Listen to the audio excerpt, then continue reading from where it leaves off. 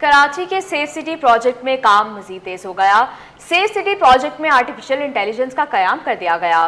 DG safe city का कहना है कि सेफ सिटी का आर्टिफिशियल इंटेलिजेंस हर तरह के केस को आसानी से हल करने में मदद करेगा। सेफ सिटी के बिल्डिंग पर काम तेज कर दिया गया। मज़ीद तफसीलात जानेंगे अनुषा जाफरी से। जी अनुषा, आगाह कीजिएगा। बिल्कुल, देखिए कराची का सेफ सिटी प्रोजेक्ट है जिस पर काम और तेज कर दिया गया है और इस वक्त हमारे साथ डीजी सेफ सिटी मौजूद हैं। और एक और बड़ी खबर बताएं आपको, सेफ सिटी में इंटेलिजेंस जो आर्टिफिशियल इंटेलिजेंस होती है उसका कयाम कर दिया गया है, जो कि बहुत से केसेस में बहुत ज़्यादा मदद जो है वो देगी। साथ ही साथ अगर हम बात करें 157 कैमरे जो है वो लग चुके हैं और 60 कैमरों का जो एआई सॉल्यूशन है उसको एक्टिव कर दिया गया है। डीजी सेफ सिटी हमारे साथ मौजूद है। सर, ये बताइएगा, हम देख रहे हैं कि सेफ सिटी में काम तेजी से जारी था, अभी भी जारी है। आर्टिफिशियल इंटेलिजेंस के हवाले से थोड़ा बताइएगा और ये बताइए कितने कैमरे एक्टिव हैं, कितने पोल्स लग चुके हैं। फेज 1 जो है उसके अंदर 300 पोल्स लगने थे, जिसमें एज ऑफ टुडे 257 250 के करीब समझे पोल्स लग चुके हैं और 1300 कैमरे लगने थे, जिसमें से 157 कैमरेज एनर्जाइज हो गए हैं। इसमें से 60 कैमरेज वो हैं जिस पे पूरा जो सेफ सिटी का ब्रेन है, सॉल्यूशन है, वो एक्टिवेट हो गया, जो कि सीएम साहब सिंध ने हमें हुक्म दिया था स्टार्ट करना है, वो कर दिया गया है। इसमें ये बताता चलूँ कि जी इस सॉल्यूशन का जो एआई सॉल्यूशन के सिस्टम है उसका फ़ायदा ये है कि जी जिस जगह पे भी किसी किस्म का क्राइम होगा, बंदा इन्वॉल्व है, गाड़ी इन्वॉल्व है, उसको डिटेक्शन में बड़ी पुलिस को आसानी होगी। और सबसे इम्पॉर्टेंट चीज़ ये है कि सीएम साहब और होम मिनिस्टर साहब ने मुझे हुक्म दिया था कि इसकी इंटीग्रेशन डेटा के साथ कर दी जाए, तो वो भी हमने कर ली है। इसकी एक तो नादरा के साथ इंटीग्रेशन हो गई है, दूसरी पुलिस का जो क्राइम डेटा है उसके साथ इंटीग्रेशन हो गई है, बाकी भी जो डेटाज हैं एक्साइज का और सारा उनके साथ भी AVLC के साथ हम लोग लाइव इंटीग्रेशन कर चुके हैं। सही बताइएगा, एआई का कयाम कर दिया गया है, इससे कितना फायदा होगा? देखिए, ये जो एआई सिस्टम है इसमें काफ़ी एडवांटेजेस हैं। पुलिस ऑलरेडी काम कर रही थी, एक S4 का प्रोजेक्ट आपने देखा है कि वो भी है, साथ साथ ये सेफ सिटी का आ गया, ये थोड़ा एडवांस सिस्टम है। और इस सॉल्यूशन से, एआई सॉल्यूशन से ये है कि मुल्ज़िमान को काम डिटेक्ट करने में बहुत आसानी हो जाएगी। ये पहली दफ़ा हो रहा है कराची में? जी हाँ, ये पहली दफ़ा ये सिस्टम लग रहा है। ये state of the art system है जो कहीं भी नहीं है। ये इंशाअल्लाह ताला अगर 6 महीने के अंदर जो मेरा टारगेट है इसको और स्पीड में करने का, 6 महीने के बाद आप देखेंगे कि ये सिस्टम ऑन ग्राउंड जैसे स्पीड में आएगा तो उसमें काफ़ी बेहतरी आएगी।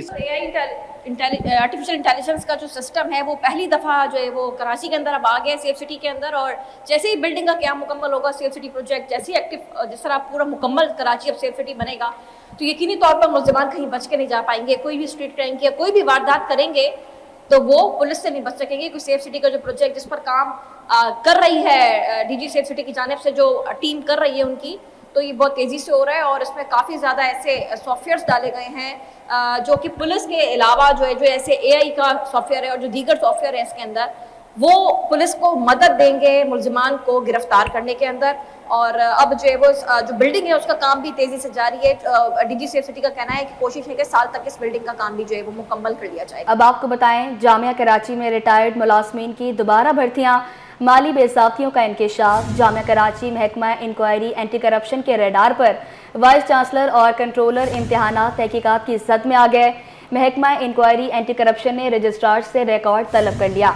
आपको अपडेट करें, जामिया कराची में रिटायर्ड मुलाजमीन की दोबारा भर्तियाँ, माली बेसाख्तियों का इंकशाफ हुआ। मज़ीद तफसीलात जानेंगे हमारे नुमाइंदे आज़ाद नूरियो से। जी आज़ाद, आगाह कीजिएगा।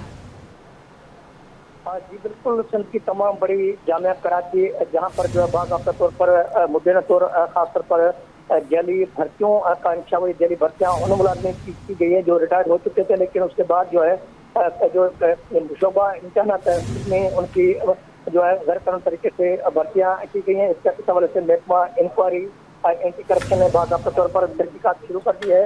महकमा इंक्वायरी एंटी करप्शन के सरखिलाफ की जानब से बाकायदा तौर पर रजिस्ट्रार कराची यूनिवर्सिटी को 2 खतूत अरसाल किए गए हैं। उन खतूत में आज ही उनको रिकॉर्ड पेश करने का हुक्म दे दिया गया। रिकॉर्ड मांगा गया है, उसमें जो माली और में बदइंतजामियों का भी इंकशाफ किया गया है। इसके साथ साथ जो ट्रांसपोर्ट गाड़ियाँ हैं उनका इस्तेमाल, बसेस का इस्तेमाल, इसके अलावा पीने के पानी तक के मामला जो है वो भी उस खाते में शामिल किए गए हैं। और कहा गया कि फौरी तौर पर इन पर जो अखराजात किए गए इनका रिकॉर्ड फराहम किया जाए। इसके साथ साथ जो तालिब इल्मों से जो फीस मुख्तलिफ जो मामला की वसूल की गई है उस फीस के हवाले से भी रिकॉर्ड मांगा गया। आज इस खिलाफ को रिकॉर्ड पेश करने का हुक्म दे दिया गया है और महकमा इंक्वायरी एंटी करप्शन ने 2 खतूत हड़ताल की जिसके तहत जो है इनमें वाइस चांसलर कराची यूनिवर्सिटी और कंट्रोलर इम्तियानात को इस तहकीकात में शामिल किया गया और रजिस्ट्रार से फौरी तौर पर रिकॉर्ड फराहम करने का भी हुक्म दे दिया गया। अब जो है महकमा एंटी करप्शन के रडार पर जामिया कराची है, लेकिन महकमा एंटी करप्शन की तहकीकात की है, इस हवाले से वज़ीर आज़म ने उनको तहकीकात का हुक्म दिया, जिसके बाद तहकीकात का महकमा इंक्वायरी एंटी करप्शन ने आगाज कर दिया है। जी आज़ाद नूरियो, बहुत शुक्रिया आपका।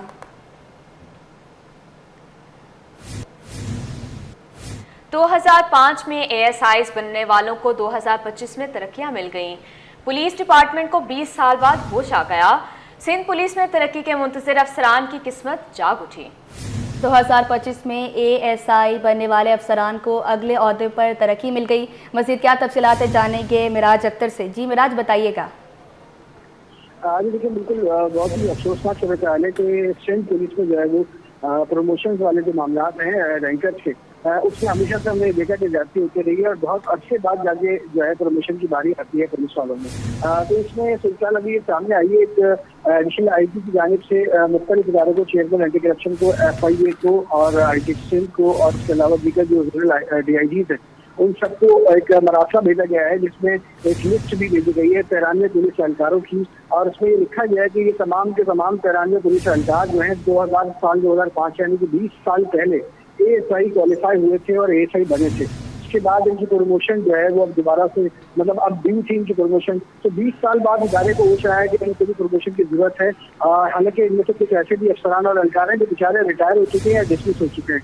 बहरहाल ये लिस्ट मुरतब की गई है और दीगर जो इदारे भी चेयरमैन एंटी करप्शन है उनको भी लिखा गया और FIA को लिखा गया है। और तो उसमें ये मालूम किया गया कि जो लिस्टेड अफसरान है 93, इनमें से कितने लोग जो है वो इंक्वायरीज की जद में हैं या कितने पेशी रिकॉर्ड में हैं या कितनों के खिलाफ मुकदमा दर्ज है, इनकी तफसीलात उनसे मांगी गई है। ये तफसीलात मांगने का मकसद ये है कि जब ये तफसीलात आ जाएगी और उसमें किस क्लियर हो जाएगी कि किसी मुकदमे में या फिर किसी इंक्वायरी में मुलविस नहीं है तो इनको प्रमोट किया जाएगा। तो ये 93 अफसरान की जो लिस्ट है ये सिटी कोर्ट के हमने हासिल भी की है और तमाम इदारों को जो है एडिशनल IG की जानिब से लिखा गया है कि 5 दिन में इस पर जवाब बनाकर दें और तमाम के जितने भी शीट ब्रांचेस हैं SSP ऑफिस में कराची के या सिंध भर में, उनसे भी इनका रिकॉर्ड मांगा गया है कि मुकम्मल सर्विस का रिकॉर्ड इनका फराहम किया जाए और अगर ये किसी भी केस में नामजद रहे तो उसकी तफसीलात भी इनको फराहम की जाए। तो इसके बाद अगर ये क्लियर करार पाते हैं तो उसके बाद ये 93 जो एहलकार हैं ASI जो 20 साल की तरक्की के मुंतज़िर थे, इनकी प्रमोशन हो जाएगी और जो लोग इसमें क्वालिफाई नहीं कर सके या जिनके खिलाफ मुकदमा या पेशी रिकॉर्ड निकल आया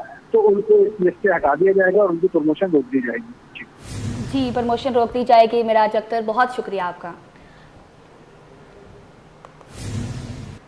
मौसम तब्दील, डायरिया, गैस्ट्रो और स्ट्रोक के केसेस सामने आने लगे।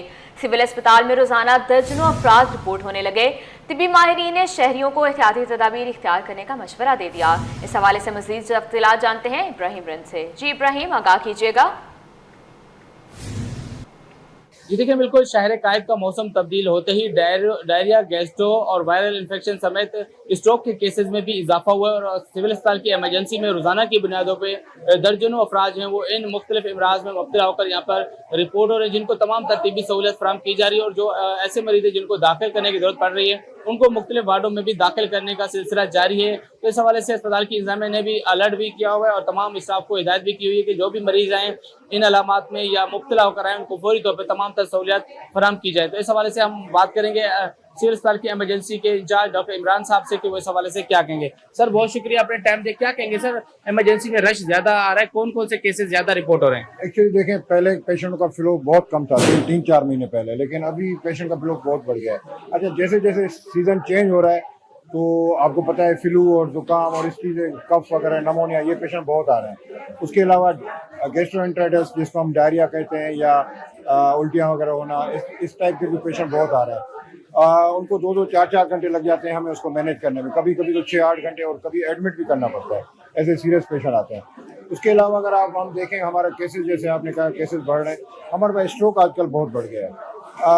उसकी वजह समझ में नहीं आती, ओल्ड एज है, नॉन कंप्लाइंस हैं, दवाई नहीं लेते हैं, क्या वजह है, या 2 बीमारियां उनको हैं, ब्लड प्रेशर भी है, शुगर भी है, क्या है। बहरहाल हमारे पास तकरीबन 50-60 साल से ऊपर उम्र के जो है लोग हैं वो स्ट्रोक और फालिज के साथ आते हैं। और कुछ तो उसमें सीरियस होते हैं जो जान बच हो जाते हैं, हमें नहीं उनको बचा पाते, किनको जो है मजबूरन एडमिट करना पड़ता है। यानी ये केसेस का बहुत इजाफा हो गया है। हालांकि सीजन चेंज हो रहा है, लेकिन फिर भी शायद या तो लोग दवाइयों का सही ख्याल नहीं कर रहे, खाने पीने में बदपरहेजी कर रहे हैं, इसलिए मोशन और डायरिया के बहुत केसेस आ रहे हैं हमारे पास। ठीक है, बहुत शुक्रिया डॉक्टर इमरान साहब थे जिन्होंने तफसीली बताया कि इस मौसम में डायरिया, गैस्ट्रो और स्ट्रोक के केसेस में भी इजाफा हुआ है और इसकी वजूहात भी तहकीकात की जा रही कि आखिर क्या वजूहात हैं, और इस हवाले से लोगों को लाइफ स्टाइल तब्दील करने की भी उन्होंने हिदायत की है। उनका ये भी कहना है कि जो भी अफराद इसके शिकायत का शिकार हैं उनको फौरी तौर पर जो है मुख्तलिफ वार्डों में भी मुंतकिल करके तमाम तरतीबी सहूलियात फराहम करने का सिलसिला जारी है। जी। स्टॉक मार्केट में नुमायां बेहतरी पर कैपिटल गेन टैक्स वसूली में रिकॉर्ड इजाफा। ज़राए के मुताबिक रवा माली साल 7 माह में कैपिटल गेन टैक्स वसूली 82% नुमाया इजाफा। टैक्स वसूली 15 अरब 73 करोड़ डॉलर तक पहुंच गई। मज़ीद तफसीलात जानेंगी ब्यूरो चीफ अशरफ खान से। जी बताइएगा।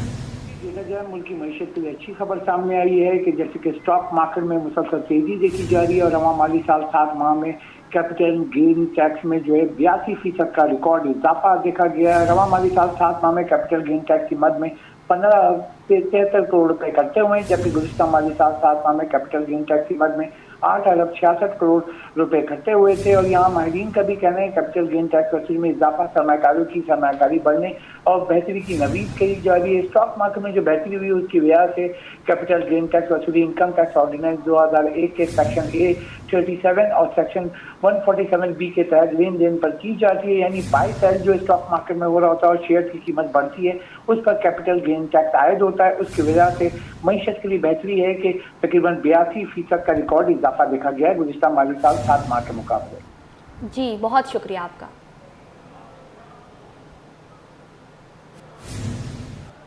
हुकूमती इक़दामात के समरात, स्टॉक मार्केट में कारोबार का मुस्बत रुझान जारी। मुख्तलिफ सेक्टर्स में शेयर्स की खरीदारी देखी जा रही है। मज़ीद क्या तफसीलात है जानेंगे बसीम इफ्तिखार से। जी बसीम आगाह कीजिएगा। कारोबारी हफ्ते का आज आखिरी रोज़ है और आखिरी रोज़ हम देख रहे हैं कि जो पहला सेशन है उसमें भी हमने देखा है कि मुस्बत रुझान देखने में आया। तो 100 इंडेक्स हमने देखा था कि तकरीबन 270 से ज़्यादा पॉइंट्स का इजाफा भी देखने में आया है। इस वक्त मेरे साथ मौजूद हैं शरिया अरबट जो कि माहिर स्टॉक मार्केट से जानते हैं। क्या कहेंगे, स्टॉक मार्केट मुसलसल आज जो है वो मुस्बत परफॉर्म कर रही है, किन किन सेक्टर्स में शेयर्स की खरीदारी में सरमायाकार जो है वो दिलचस्पी ले रहे हैं? देखिए, पाकिस्तान स्टॉक मार्केट में रिजल्ट सीजन जारी है और हम देख रहे हैं कि ओवरऑल जो रिजल्ट हैं काफ़ी आउटस्टैंडिंग हैं। खासतौर पर अगर हम बात कर लेते हैं बैंकिंग स्टॉक्स की सबसे ज़्यादा आउट परफॉर्म किया है। उनके जो प्रॉफिट्स हैं उनमें भी अराउंड 25 से 30% इनक्रीज देख रहे हैं। ऑटो सेल्स इंक्रीज होती जा रही हैं और ऑटोस के नंबर्स भी बहुत अच्छे आ रहे हैं। वो रिफ्लेक्शन आपको हमें ऑटो सेक्टर के अंदर नजर आती है। फिर फार्मास्यूटिकल की जो प्राइजेस इंक्रीज हुए हैं उसकी रिफ्लेक्शन भी आपको ऑटो के स्टॉक्स के अंदर फार्मास्यूटिकल के अंदर नजर आई है। On the other hand interest rate नीचे आने के बाद से जो इनफ्लो मार्केट के अंदर कंटिन्यू आ रहा है और पिछले 4 दिनों से हम देख रहे हैं कि mutual fund continue Pakistan stock market के अंदर बाइंग कर रहे हैं। और यही वजह है कि मार्केट जहां डिप साइड के ऊपर जाती है मार्केट में रिकवरीज आ रही हैं। इस हफ्ते हमने जो मार्केट के अंदर लेवल देखे हैं वो देखे हमने 1,11,500 के पास से मार्केट रिकवर होना शुरू हुई है और 1,14,500 1,15,000 के पास आके मार्केट को रेस करती है और वहां से मार्केट दोबारा नीचे आने की कोशिश करती है। लेकिन ओवरऑल सेंटीमेंट्स मार्केट में काफ़ी ज़्यादा है।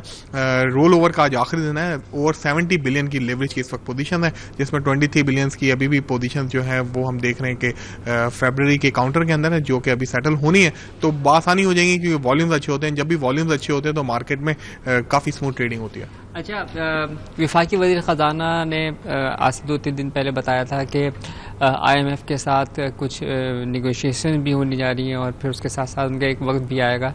तो इस खबर को इन्वेस्टर्स कैसे देखते हैं? देखिए, ओवरऑल जो IMF की कंप्लाइंस है पाकिस्तान ने पूरी कर ली है और पाकिस्तान काफ़ी कंफर्टेबल है इन मुज़ाकरात के अंदर। हम क्लाइमेट चेंज के हवाले से भी बातचीत कर रहे हैं। वो भी इम्कान है कि पाकिस्तान को $1.5 बिलियन मिल जाएंगे। रेवेन्यू साइड के ऊपर कुछ शॉर्टेज है लेकिन गवर्नमेंट ने अपने इंतजाम पूरे कर लिए हैं और हमें लग रहा है कि कहीं ना कहीं से ये चीज़ें जो है वो इंप्रूवमेंट साइड के ऊपर नजर आएंगी। यही वजह है कि इन्वेस्टर समझते हैं कि पाकिस्तान को बआसानी ना सिर्फ IMF का प्रोग्राम मिल जाएगा लेकिन रेकोडिक के हवाले से भी मुस्बत खबरें आ रही हैं, सऊदी अरेबिया के हवाले से आ रही हैं। प्राइम मिनिस्टर का उज़्बेकिस्तान का दौरा काफ़ी मुस्बत रहा है। फिर वर्ल्ड बैंक पाकिस्तान में $20 बिलियन से जो है वो इन्वेस्ट करने जा रहे हैं। तो इन्फ्लोस पाकिस्तान में हमें इस साल आते हुए नजर आ रहे हैं। ठीक है, आखिरी सवाल, आज कैसा देखते हैं कि आखिरी दिन तो है लेकिन मार्केट के इख्तिताम तक आज कैसे कारोबार आप देख रहे हैं? देखिए ये रोल ओवर वीक है और फिर साथ साथ काफ़ी हैवी वेट्स हैं जिनके रिजल्ट्स अनाउंस होने, तो मार्केट में वॉल्टिलिटी बरकरार रहेगी और मार्केट हमें लग रहा है कि बिटवीन 1,13,000 और 1,14,500 तो इस लेवल के दरमियानी मार्केट आज सारा दिन मूव करती हुई नजर आ रही है हमें इस वक्त तक। तो हमें लग रहा है ट्रेंड आज के दिन बरकरार रहेगा। जी बिल्कुल, ये थे श्रेया हर्बट जिनका कहना है कि मार्केट जो है वो मुस्बत परफॉर्म कर रही है और ओवरऑल सेंटिमेंट्स देखा जाए तो बहुत ज़बरदस्त हैं। इसके साथ साथ जो इन्फ्लोज़ हैं उसकी भी सूरत हाल बेहतर। इनका कहना है कि जो हुकूमत की जानिब से जो इक़दाम किए गए हैं बिलखुसूस इकॉनमी के हवाले से, उसका इम्पेक्ट ये है कि स्टॉक मार्केट में सरमायाकार जो है उसके में बिलखुसूस मुख्तलिफ सेक्टर ऐसे हैं जिसमें फार्मास्यूटिकल सेक्टर है और ऑटोमोबाइल सेक्टर है और उसके साथ साथ दीगर सेक्टर ऐसे हैं जैसे कि बैंकिंग है, उसमें नताइज अच्छे हैं जिसकी वजह से स्टॉक मार्केट में मुस्बत रुझान देखने में आया। कयूमाबाद केपीटी ब्रिज पर मोटरसाइकिल सवार को बचाते हुए वाटर टैंकर हादसे का शिकार। हादसे में मोटरसाइकिल सवार जख्मी हो गया। हादसे के बाद केपीटी ब्रिज पर गाड़ियों की लंबी कतारें लग गई। आपको अपडेट करें, कयूमाबाद केपीटी ब्रिज पर मोटरसाइकिल सवार को बचाते हुए वाटर टैंकर हादसे का शिकार। मज़ीद क्या तफसीलात हैं जानेंगे मिराज अख्तर से। जी मिराज, बताइएगा। देखिए इस वक्त कराची में अमूमन हम ये देख रहे हैं कि वाटर टैंकर हो या फिर डंपर हो या ट्रेलर हो, ये ज़्यादातर जो है मोटरसाइकिल सवारों को कुचलते हुए हमें नजर आते हैं। लेकिन आज थोड़ा सा मामला डिफरेंट है। आज जो है ये करीमाबाद के करीब जो केपीटी ब्रिज है इसके पास जो है एक मोटरसाइकिल सवार को बचाते हुए जो है वो इसके टायर टूट गया। जो वाटर टैंकर था उसके दोनों टायर जो है इसमें निकल गए।